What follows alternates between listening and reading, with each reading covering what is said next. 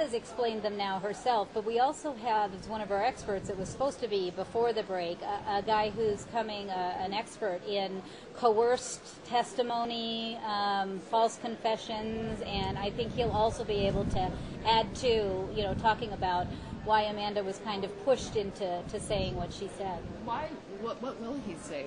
What is the reason for that? Well, I think he'll say that people inexperienced with dealing with any kind of shock after hours and hours and hours of interrogation, pretty much anybody can be you can get anybody to say anything. And the fact that she had no lawyer present, she was young, she didn't speak the language, they were threatening her, they were hitting her. I think all that comes into play.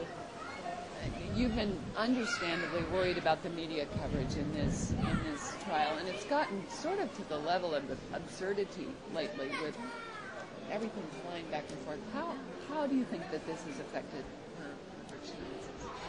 Well, I hope that the few journalists that think it's more important to report about what I'm wearing or where her sisters get a picture taken in town, I'm hoping the people that report that, the jury's not reading that. It's really hard on me and on the family to read that kind of just garbage journalism, but hopefully it's not affecting the trial. Do you think there's been a lot of that throughout this trial, and you've been here, you've seen it? Absolutely. I mean, they've talked about, said things about Amanda that were totally untrue. They've said things about a lot of us in the family, and like I said, they talk about what we're wearing, instead of focusing really on the evidence in this case. And maybe they do that because there is no evidence, and so they find something else to report on.